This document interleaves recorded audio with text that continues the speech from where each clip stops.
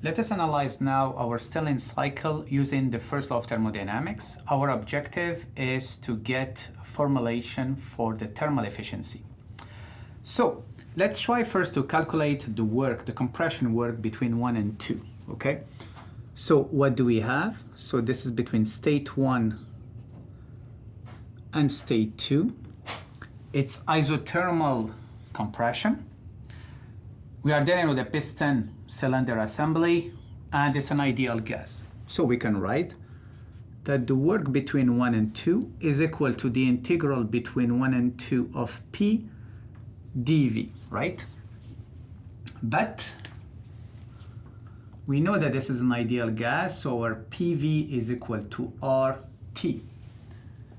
And we can write that PV is equal RT over V. And you see now we can replace our P value here. So this will give us that the work 1, 2 is equal to what? Is equal to the integral between 1 and 2 of R T dV over V. R is a gas constant, so this is fine. But here what you can see is that T is also a constant. Why? Because from 1 to 2 it's isothermal. So therefore I can write it's equal to RTL integral dV over V. This will give me ln V2 over V1.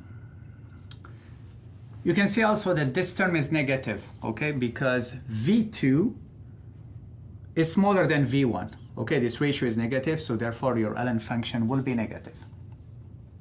The same way, if we follow the same approach, we can write that the work now for state between 3 and 4,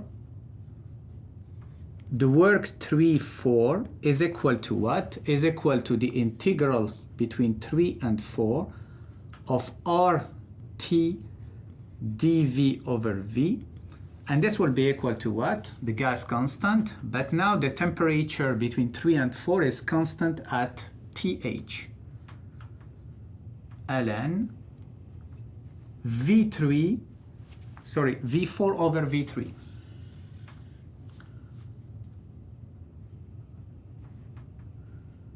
Okay, and this one is positive.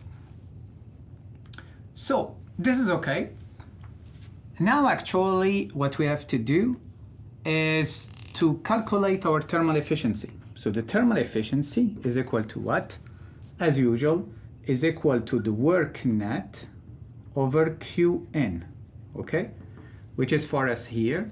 The work net is the work 1, 2 plus the work 3, 4 over Qn. You see that I'm leaving here the work 1, 2 positive. It's a plus because I know that this term will be negative. So the next step is the following, is to say, let's analyze using the first law of thermodynamics this process between 1 and 2, okay? And see what we can get. So from 1 to 2,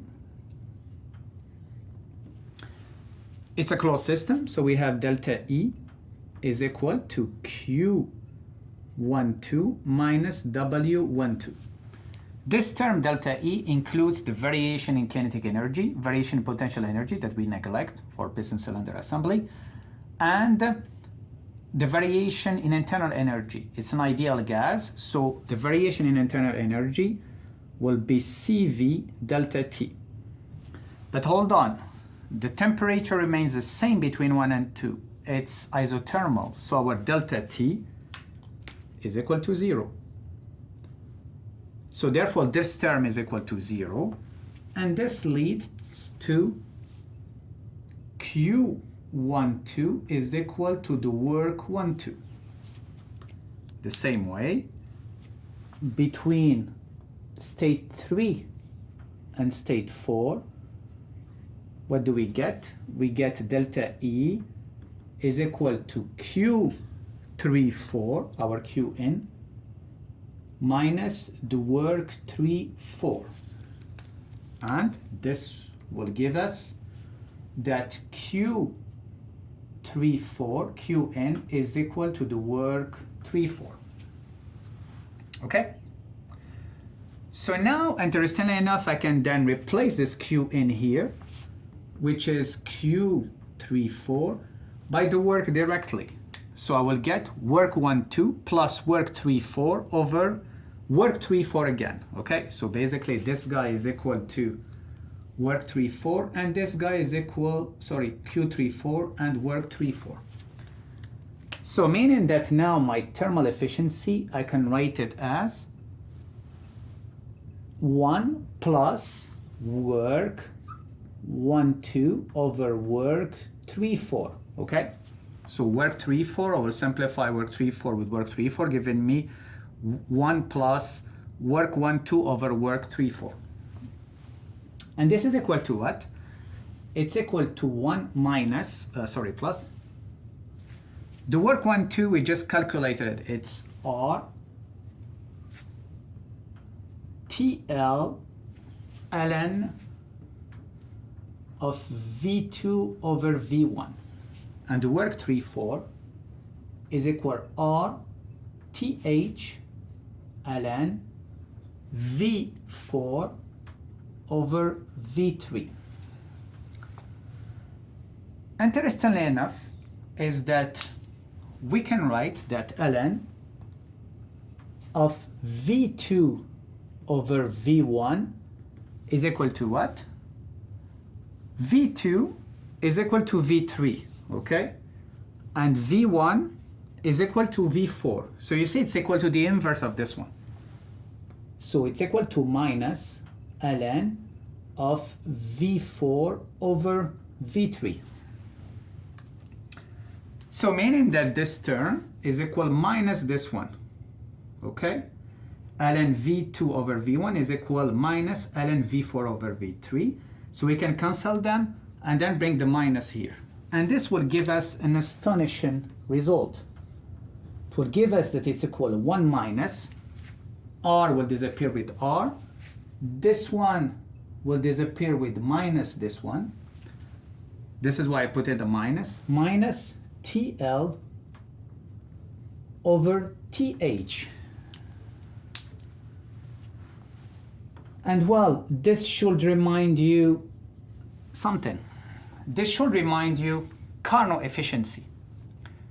What we are claiming here, following all those steps, is that the thermal efficiency of a Stirling engine is equal to the efficiency of a Carnot engine running between the two different temperature levels. So an ideal Stirling engine will give you the same efficiency as a Carnot engine. Now, in reality, it's not the case, right? So a Carnot engine is an hypothetical theoretical engine, okay? Where we have the processes, we have two isothermal, but we have two isentropic processes, no irreversibilities, okay? In a Stirling engine, it's different, okay? Because we have those moving pistons and displacers, so in real life we will have friction, okay? We'll have heat dissipation, and in practice the efficiency will be always around half the efficiency that you are predicting thanks to this equation, okay? So because in our Stirling engine we don't have two isentropic processes, adiabatic and reversible, we have two isochoric processes, and this makes a big difference.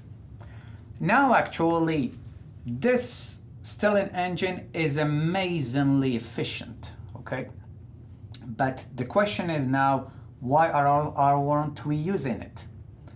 So we are not using it because it's a complicated system, it's expensive, and also the fact that it doesn't respond well to an acceleration, deceleration, if you want, or change of speed, okay? When you are driving a car, usually you would like to accelerate, decelerate, and it's difficult for a Stirling engine because of those processes of constant temperature compression and constant temperature expansion to respond rapidly to the requested change in speed.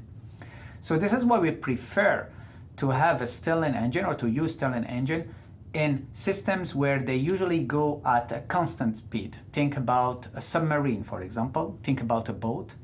Or think about, for example, space travel, okay?